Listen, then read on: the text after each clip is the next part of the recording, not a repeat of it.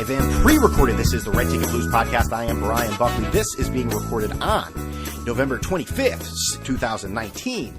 To hit the internet the very next day on the 26th, 2019. 2019 years of this calendar, huh? 2019 years, and it's all coming to an end because some guy said he hated Indian food. Yeah, we'll talk about that.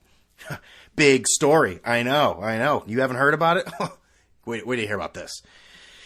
This is the show, iTunes, TuneIn Radio, Stitcher, Google Play, YouTube, Spotify. All these people can go to hell, right? And Twitter, at BrianBuck13 and at Red Ticket Blues. Yeah, Thanksgiving's coming soon. What do you like? Do you like the cranberry? I don't even know what I'm talking about. Yeah, I'm going back east to go see the family and friends. Not looking forward to the weather. I'm done with cold weather, but it's something you have to deal with when you go to the east this time of year. So that's what it is. I don't know what I'm going to. Christmas, we might not even go to Puerto Rico. We might have waited too long, and so we might not be going there. So it's going to be very interesting what we're going to do for 2 weeks. Just look at each other. That should be fun. Talk about how we'd normally be in Puerto Rico. We can have those conversations. It'll be a lot of. It's going to be a lot of fun. I'm just joking. We'll find something to do. Little stay vacation. No, it's called staycation. Jeez, can't even get the stupid saying right. Anyways, so I'm getting better. Didn't no podcast last week, but we're trying to stay somewhat consistent. Got a few things to talk about. I don't like this new feature on Twitter that tells me people are talking about certain things. I don't care.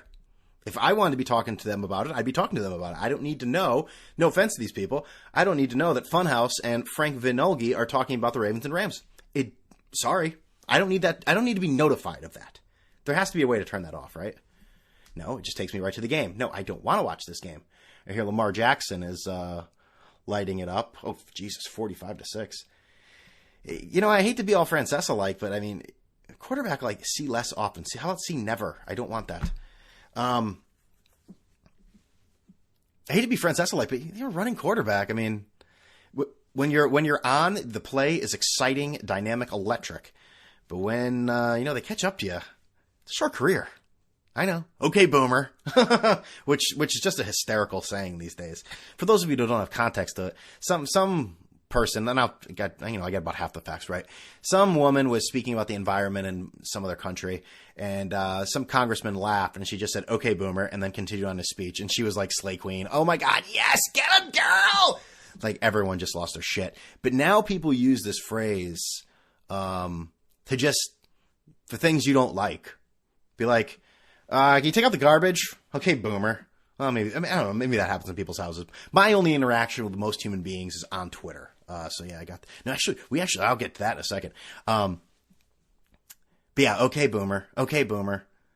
I don't think Roger Clemens belongs in the Hall of Fame. Okay, boomer. Jesus. That's 2019, man. That's what it is. That's just glob onto something, eat it as much as you can. Eat a pile of it, like just a hot fudge sundae, and then just spit it out afterwards, and then go on to the next thing. Just like a fat pig at a buffet. That's really what it is. Give me more of this. Give me more of that. I'm gonna indulge myself. Maybe is life always been like that? I know that this is probably the umpteenth time I've talked about just how social media has just ruined things. I almost want to just take a break from phones to see if I could do it. To just put a phone down for a day and just say, I know where the phone is. It's upstairs. I don't need to talk to anybody. I can check it to see if someone called, but I could just keep it charging there. I don't need to check Twitter. I don't need to check email. I don't need to do play the stupid shark game, which I got rid of. But maybe I don't need it. Maybe I need to go basic, That's what I mentioned the homeless people, around my neighborhood. They seem to do it basic. Not my neighborhood, but creeping closer. They seem to be getting closer in a sense, when you're headed down 95 to the south and you see all the signs for south of the border, oh, Pedro, 112 miles away. That's basically seeing the homeless people laying around getting closer to my house. I know I'm getting closer. That's probably not a good thing. But yeah, that's what it's like. It's, I'm getting home here. Okay, it's cool. Anyways, so let's start with the New York Yankees like we always do, even in the middle of November. So the Yankees did what we've been waiting for them to do. The DFA'd Greg Bird, which, that's another thing about about the social media, people like over exaggerating these emotions. I'm heartbroken. Greg Bird was DFA'd. Who would ever be heartbroken about like, imagine, this is the thing. I can't imagine people actually saying this in real life. I can't actually picture someone, just sitting there talking in line at the gas station. Hey, you see the DFA'd Greg Bird? Man, heartbroken. What? Why? Why would you do that? I can't stand this. I feel so bad for him. Yeah, me too. Yeah, I couldn't get to sleep last night. Greg Bird was DFA'd. God. Anyways, that's not even the bigger. Goodbye, Greg Bird. You can't stay healthy, dude. It just was never going to happen. He had one big hit off of Andrew Miller, and forget it. He's done. He is such a nothing in the history of the New York Yankees. But people lost their shit over it. I'm not right. I'm not okay. Literally shaking.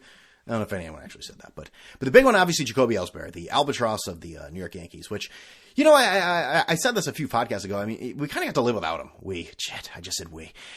The fans, the team, even with that, like, outrageous contract, because the Yankees have the ability and the means to eat that, in a sense that they can pay him every year, and, well, maybe not every year, pay him every year, and it, it doesn't really affect them. Or maybe it does. Maybe that's why they haven't signed any big free agent contracts in a while. Well, they'd sign the person. The contract would be the part where they'd sign. But signed any big free agents. Yeah, they got Stanton. He was in a trade, though. But, they finally got rid of him. And it probably will go down as bang for your buck. Even after, it's been years. And obviously the inflation with baseball continues or in all sports, not just baseball, or in life, what's Powell doing, that Fed Reserve? Bring those goddamn rates down. I want it down to 0 or below 0. Which I really like to see that. The president's got a warped view of things sometimes. But, when you look at it, was 7 years, $153 million. It might be the worst contract ever. I did the numbers, which I don't have in front of me. And, but they're ballpark estimates here. He could have played in, I think it's a total of 960 games in this contract. He played in 500 something. And it ended up being like a 54% of the time Jacoby Ellsbury played. And, very average OPS. And you start to look at the numbers, too. He just had a few good years in Boston, because the numbers that he put up in New York for the overall amount in Boston weren't that different. I mean, the power numbers were a little more in Boston. I get it. But, there's some categories were very, very similar. But we get say goodbye to Jacoby Ellsbury. I think the Yankees finally did the right thing. I hear some people saying, well, maybe they're eating that money because maybe they want to go after a big name pitcher named Garrett Cole or Steven Strasburg. However, they're really kind of screwing themselves in the sense that they don't want to pay this thief, Jacoby Ellsbury, saying that he went to different doctors, not approved by the team. So this is you can look at it in a sense that, the Yankees, who basically print money, are they really going to be that petty? Apparently they are. And I think they've been pretty quiet in their displeasure of Ellsbury. And I think now they're really sticking it to him. I saw some people were like shitting on his like kid on Instagram or something, or like baby pictures of his kid. I think that's a little rough. I mean, Jacoby Ellsbury, he did, what the best thing he ever did? He never spoke. And I always used to criticize him for that. I say, does he mute? Does he speak? The best thing he ever did was never speak, never make any comments to the media. Imagine if it was just what could you actually be cocky about? But imagine if there was just a bad vibe, like the way Stanton acts with these cryptic, ridiculous answers, not answering questions. Oh, yeah, so that's her. But I did this. I don't have a great example, but you know what I mean. Yankees kind of look bad here. Yet the players' union is very strong. They like their players making money, so this should be. I don't know if it's not unprecedented. I think it's unprecedented trying to withhold the money. I mean, I know that the Mets got mad at Beltran for doing something similar like this. Beltran and Alex Cora also named in the Astros espionage hold. Boy, what a shit show that is, huh? And I hate to break it to everyone else. Like, everyone is so mad at the Astros. They think they're this disgusting team and they should have things taken away. This has got to be, and I agree with that. But we also, from the same side of your mouth, say, everybody knew. It's so ridiculous. Look how mad the Yankees were. Why didn't the Yankees say something? Why did the Yankees, you have Phil Nevin, the third base coach, apparently threatening to kick the fucking ass of one of the coaches on the Astros because they knew that they were cheating in the playoffs. why didn't the Yankees go to Major League Baseball? Why didn't all these other teams go to Major League Baseball? They're all cheating in whatever way that they haven't been caught yet. I mean, they're all cheating. I hate to break it to you, whether it's steroids, pick your poison. They're cheating in some way. Which I was listening, I forget what I was listening to. Was it the Bronx Pinstripe podcast? The Yankees were fined a few years ago for taking excessive pictures or whatever in Yankee Stadium, something like that in 2016. I don't remember that. I covered that up pretty well, huh? But they're all cheating. But Alex Cora and Carlos Beltran, yeah, the pride of Puerto Rico, and I love, obviously my wife is from Puerto Rico. I love saying that. Listen, these Puerto Rican baseball players, you can't trust them. It's pretty obvious now, and it's disgusting. And of course that pisses her off. It's a good time. Everyone's having a great time. Well, maybe not her in that conversation, but I am. So will be interesting going forward. I think the Yankees are going to have to pay. See, this is the kind of thing that's going to screw them. Is what I meant is that what's his name? Garrett Cole and Steven Strasburg, their agent is Scott Boras. Scott Boras is the agent of Jacoby Ellsbury.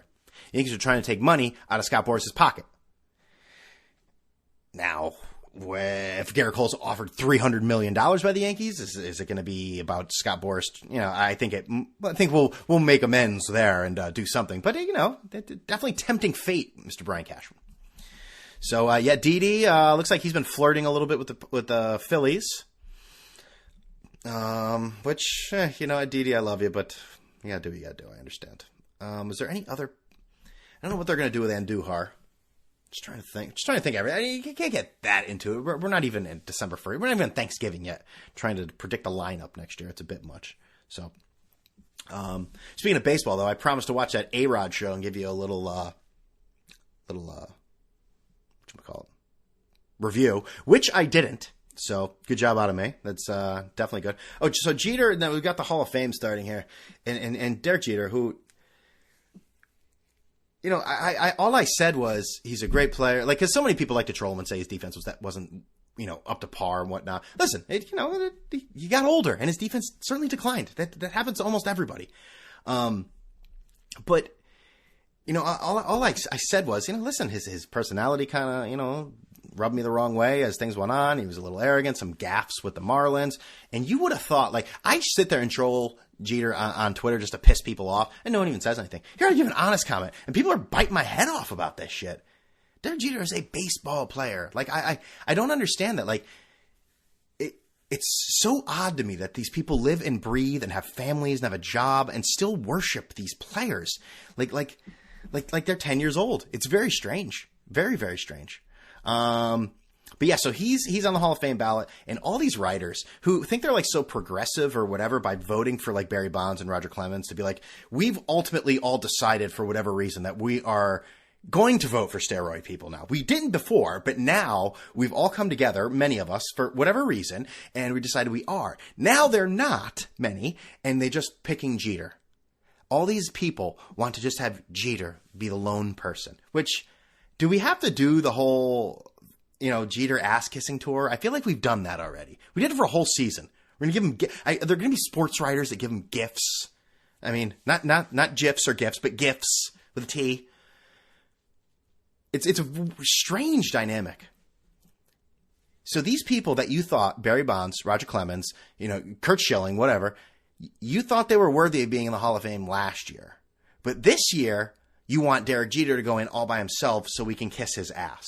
And, Derek Jeter is I talked about his gaffes with the Marlins. Some people are like, oh, what gaffes? He's got to do what he has to do. And I know that franchise sucks. Like, there's no, how hard it is to win there. I understand completely get it.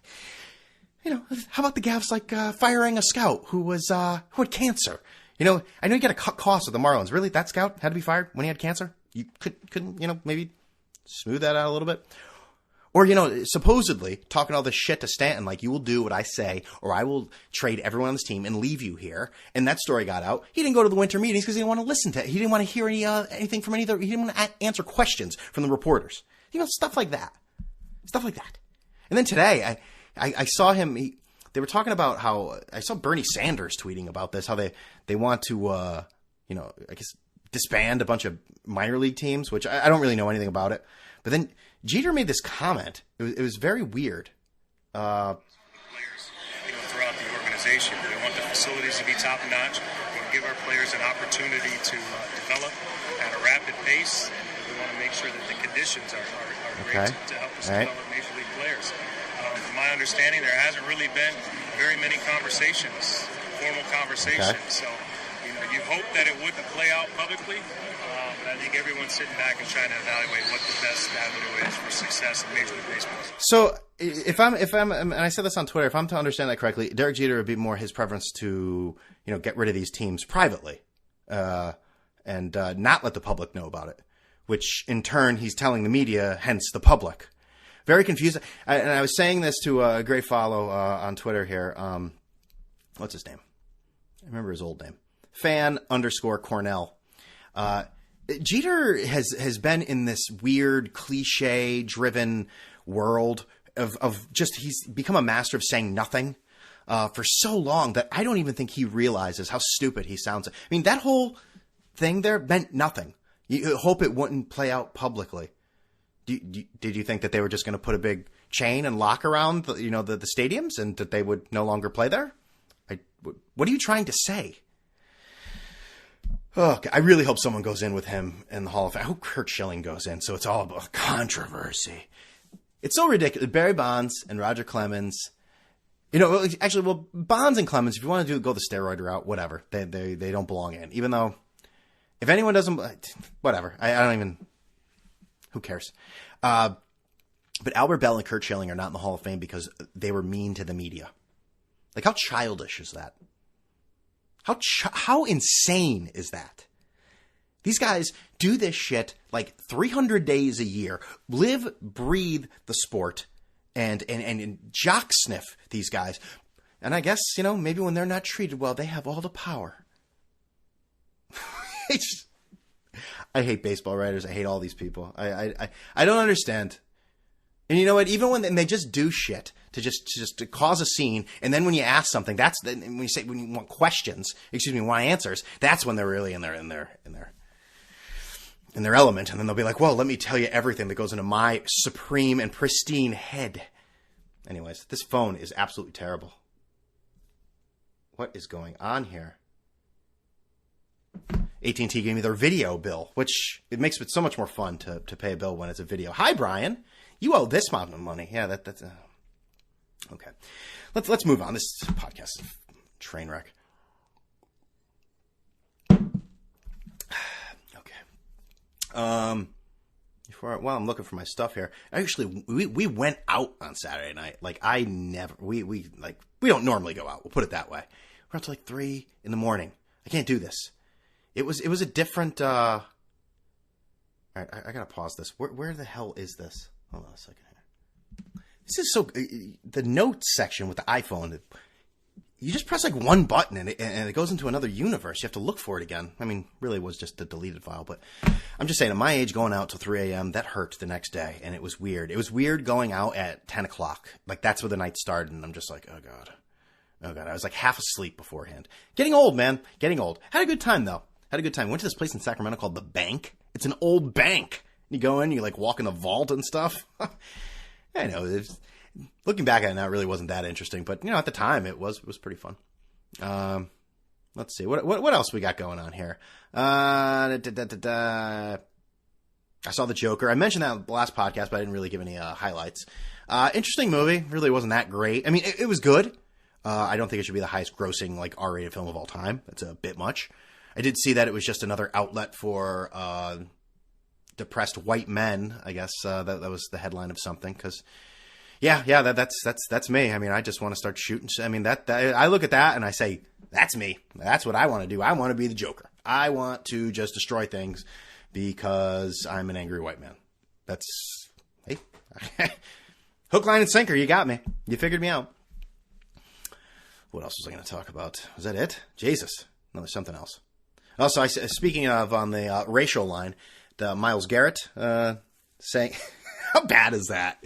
Dude, you go for a week and you apologize profusely, and then you say, Mason Rudolph called me a racial, I was going to say racial derogatory term, but I wouldn't, what else? What other kind of term would it be? He called me some sort of racial slur. None of his teammates knew about it. I feel like if that were me, and I feel like as soon as I hit him in the head with the helmet, I would have been like, do you know what he just said to me? He sat on that for a while. And also, the reporter he told it to, some of you already may know this, Josina Anderson, ESPN, tweeted out right when it happened, Rudolph must have said something egregious to Garrett like that. I've never seen him act like that. Must have said something really bad. She deleted it like 5 minutes later. And shockingly, a week later, Josina Anderson breaks the story. Unbelievable. Not breaks the story, but he tells it to her. I think Schefter possibly broke the story. It doesn't matter who broke what story. But how bad is that? This is Jussie Smollett. I mean, oh man. People's lack of perception and self-awareness sometimes. Like Francesa's leaving, I guess, next week. That dude is going to do a half-hour show on WFAN from 6 to 6:30 after his final drive time. Like, who is telling that guy things? Who is saying, these are the decisions you should make? A half hour on the fan. It is literally like 15 minutes with commercials. Does it mean Steve Summers gets a half hour? Sometimes he gets more. Sometimes he gets less. But I mean, no offense to Steve Summers, but I mean, like, the forum that is needed to articulate themselves for Steve Summers and Mike Francesa are two different things. Is that what Mike's just going to be in his basement doing like 15-minute little... it's so silly. People are just nuts. Speaking of people that are nuts, our president. So I wanted to talk about this. Donald Trump, which I'm very ignorant of the, I think intentionally, of the impeachment inquiry right now. I feel like we're at a point where Donald Trump could come out and say, I absolutely did it. And people would say, he's innocent. And Democrats would come out and say, we have nothing. And they're just like, bombshell, he's gone, impeach. I feel like people are just yelling at walls these days. There's no, when you debate someone and, they bring up a point and you're like, oh, okay, I never thought about that way. Or, yeah, okay, you're right there. You got me on that one. That doesn't even happen anymore. We don't even say you got me on that one. It's just, no, that's not true. And while I do feel that the Trump people are maybe a little more more open to that line of thinking in a sense. I guess it's a kind of an oxymoron, but open to the line of thinking of denying everything. Everyone's pretty complicit, I'd say. It's an odd time we are living in. I mean, I don't care who your guy or gal is. When you have so many things you're accused of, don't you think maybe every once in a while so-and-so's wrong, or that they're not telling the truth? You know what I mean? When people deny, I don't know. But what was I talking about? He's tweeting right now. How about that? Democrats committed to impeaching in Trump. I love when Trump just retweets, or he quote tweets all the people that make comments about him. Democrats committed to impeaching Trump for no reason will backfire in big 2020 victory for Republicans at Ingram Angle, which I think is probably going to happen. Does anyone actually, does it move the needle? Does Michael Bloomberg move the needle at all? I mean, I'm from the Northeast, obviously, and a lot of people that listen to this podcast are from the Northeast. Does it move the needle for anyone outside of that? Because I'll tell you, the commercials from Michael Bloomberg out here in California, oh boy, those are ramping up. I think I watched what did I watch? I watched 2 episodes of Modern Family while I was just kind of digesting my food. I think I saw 3 or 4 commercials from Michael Bloomberg, and it is a long commercial too. And it's a long commercial where basically he gets out every stance he has about everything. It's like, okay, you can keep your doctor if you want to keep your doctor. That's great. We're going to work on climate change. That's wonderful. Hey, and we're going to get him out of the office too. And you know what? We're going to take on big business. And it's just like, okay, whoa, slow the fuck down. But my original point with Trump, all these presidents are such liars. The idea that they're all like religious, which is laughable. Barack Obama, Bill Clinton, Donald Trump, probably George Bush too, or any of those people walked into a church and, said they had faith or they were spiritual, they'd probably be set aflame. So here's this is not new. This happened a few weeks ago. This is, Donald Trump is a spiritual advisor. And I think it's pretty insane that the White House has spiritual advisors. There's a separation of church and state. It started with George Bush, and then I think like Obama kind of modified it to something I'd be more open to, even though I don't think that even that should exist. And that they modified it in the sense that, we're going to have, people of every faith there, which, whatever, you want people in the community, votes, whatever. I don't like any of that stuff, the bullshit. And Trump has just decided to pick his own people, which, and they're all evangelical people. But he has a personal spiritual advisor, and I want you to listen to this lunatic. It is, and now she is employed by the White House. You pay taxes for this lunatic human being. Let's see, spiritual. I can't even spell. Jesus Christ, that's not it. I'm sorry. Trump spiritual advisor. Stop. Spiritual advisor. Okay, where's the video I want? That was a good one. Where'd it go? Oh, this is it. Here we go. If you use Instagram, you should definitely check this out. out. Yeah, I'll definitely do that. See your Instagram profile visitors. Shut up. Wherever I go, God rules. When I walk on White House grounds, God walks on White House grounds. I had every right and authority to declare the White House as holy ground because I was standing there, and where I stand is holy. Yes. That's what I want to hear. To say no to President Trump would be saying no to God. Completely agree. And I won't do that. We are in a spiritual war right now. Let every demonic network that has aligned itself against the purpose, against the calling of President Trump, this let it be broken. is let it be absolutely torn down in the name of crazy. You want me to tell you what my thoughts are? The thoughts of the King of Kings, the thoughts of the Lord of Lords. I'm downloading heaven. I'm downloading. Oh, I like this. I like what she's saying.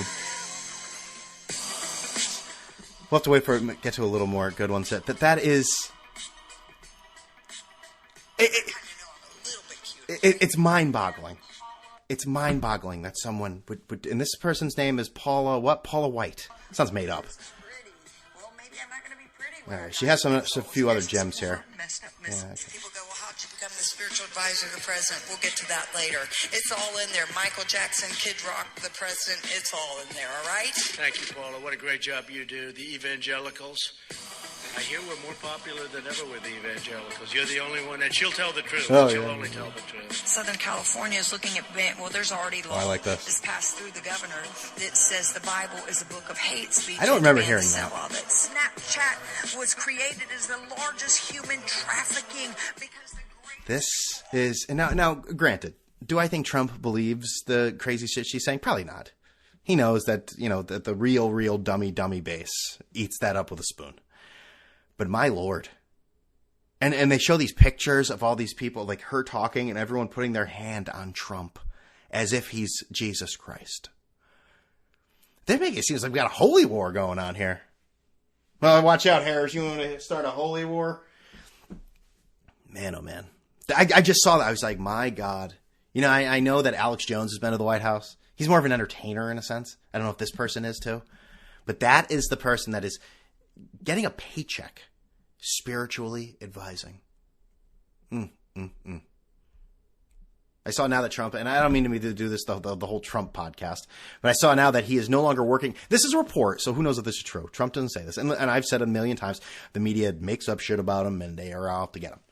He's no longer working in the Oval Office because he no longer trusts his many members of his staff, so he works in his private quarters. If that's true, it's very Howard Hughes-like almost in a sense. He's starting to lose his mind.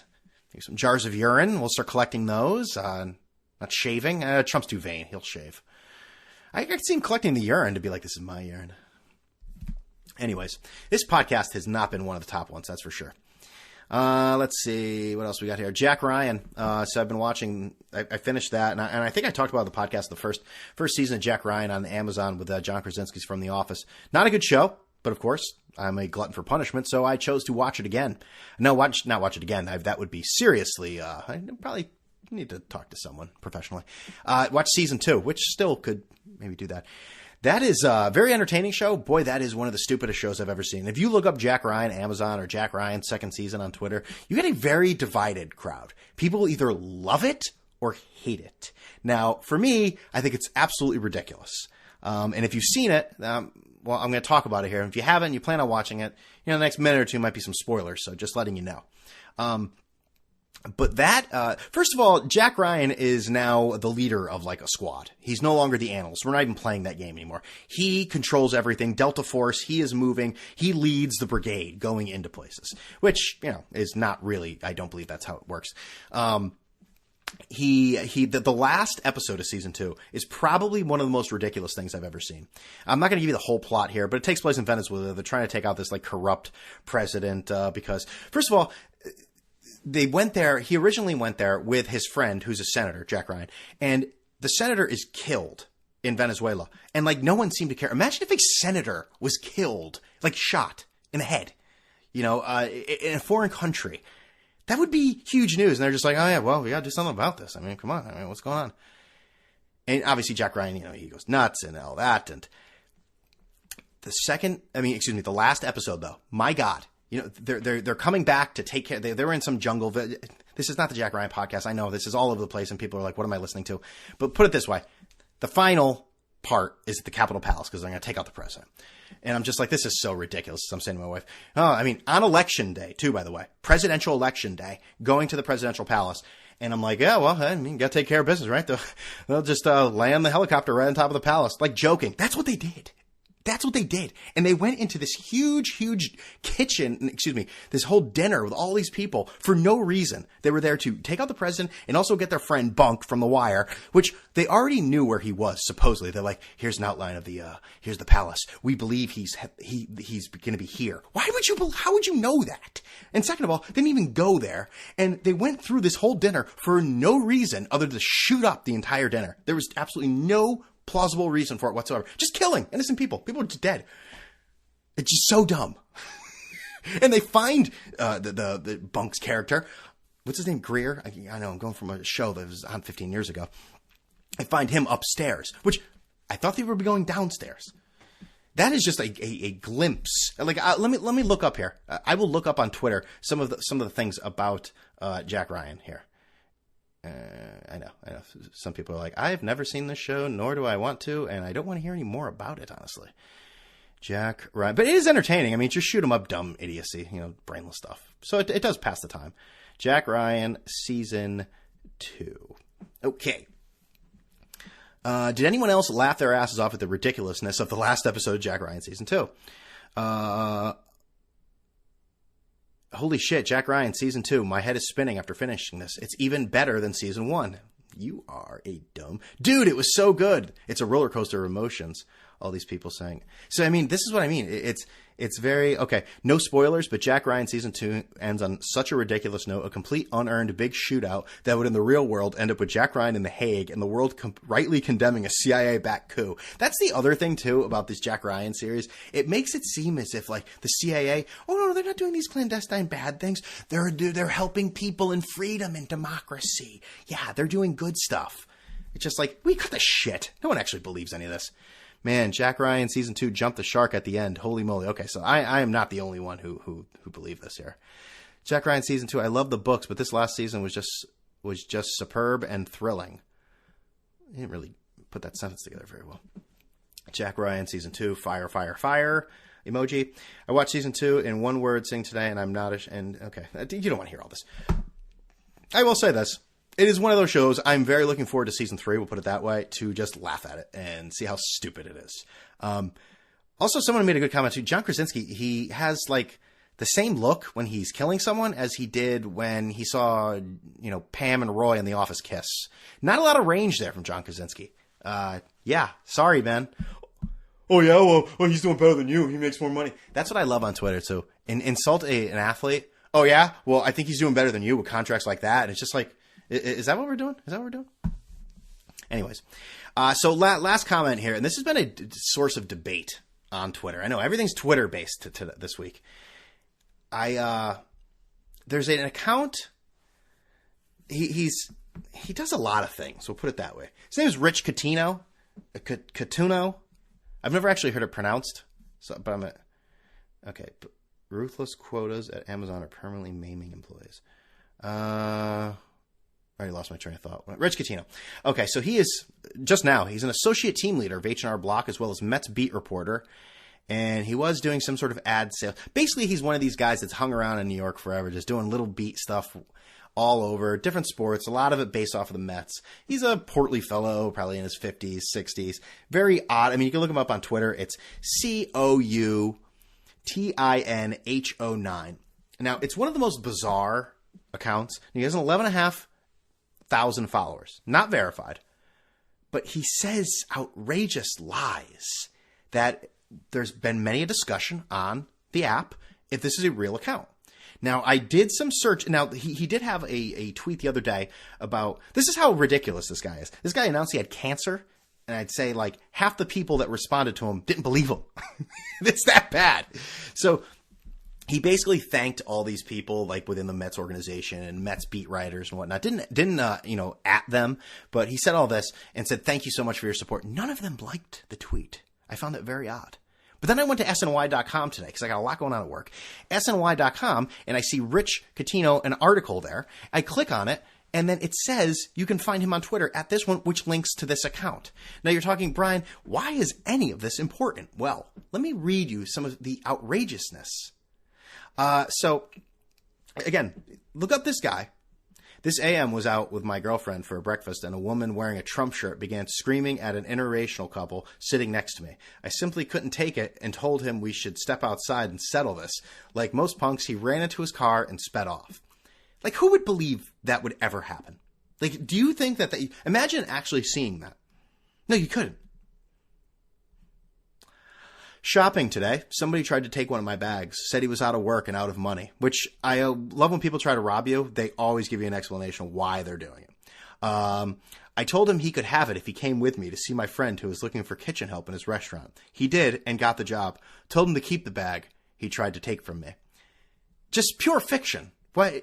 None of that is true. Imagine someone trying to rob you, them explaining why they're robbing you, and then say, hey, buddy, forget about it. Come with me. I'm going to give you a job where you can buy plenty of those bags. And by the way, keep that bag.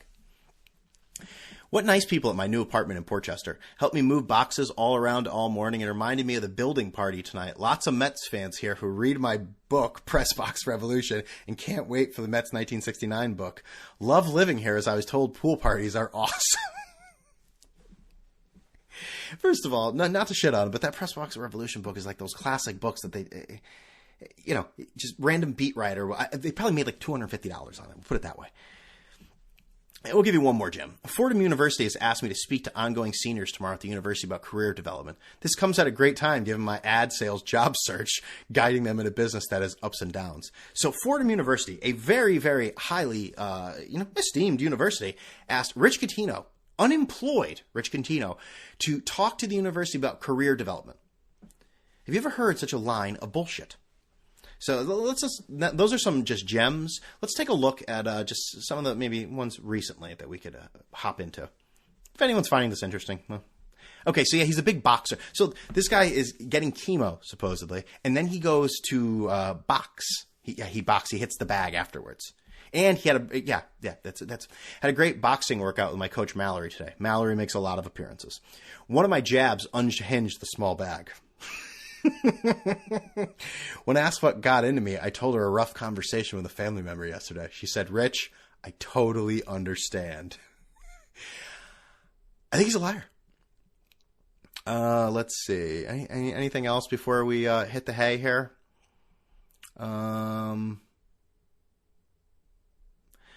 Somebody mentioned to me today in my book, Somebody mentioned to me today in my book, Press Box Revolution. That doesn't make any sense. I predicted that with proper focus, ESPN 98.7 had the asset in Michael K to unseat FAN in ratings.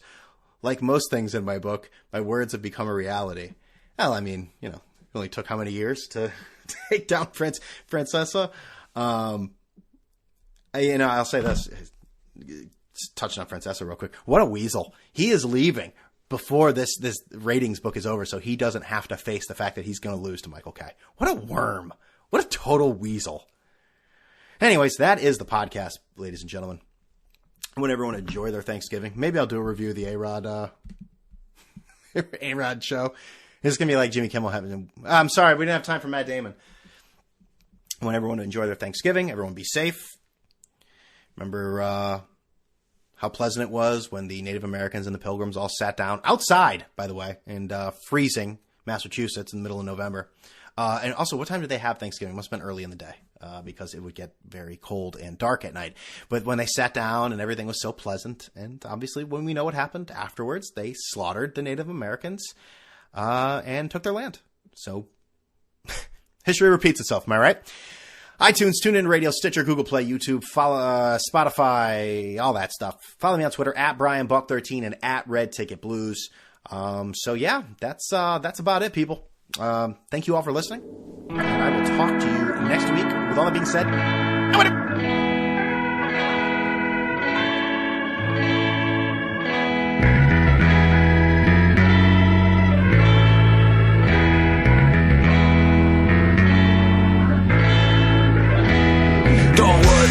I'm gonna make it alright. Got my enemies crossed, nailed in my side. I think I'll be a situation, gonna make it right. In the shadow, the darkness, I stand in the light. See, it's our style to keep it true. I had a bad year, a lot of going through. I've been knocked out, beat down, black and blue. She's not the one coming back for you. She's not the one coming back for you. If I fall back down, you're gonna help me back up again. If I fall back down, you're gonna be my friend. If I fall back down, you're gonna help me back up again. If I fall back down, you're gonna be my friend. It takes disaster to learn a lesson. You're gonna make it through the darkest night. Some people betray more than cause treason. Wanna make everything alright.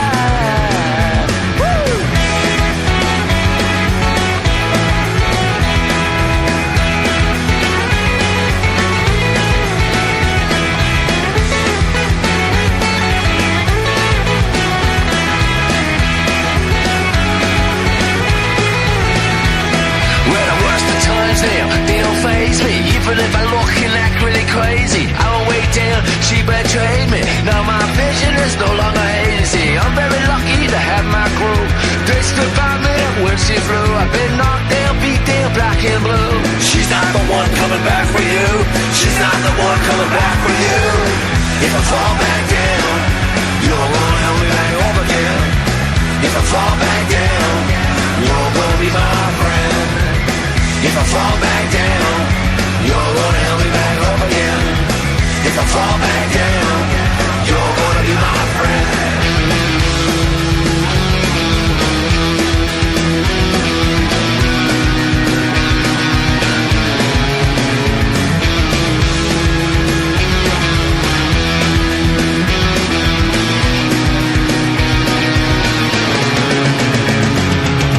If I fall back down, you're gonna help me back up again. If I fall back down, you're gonna be my friend. If I fall back down, you're gonna help me back up again. If I fall back down,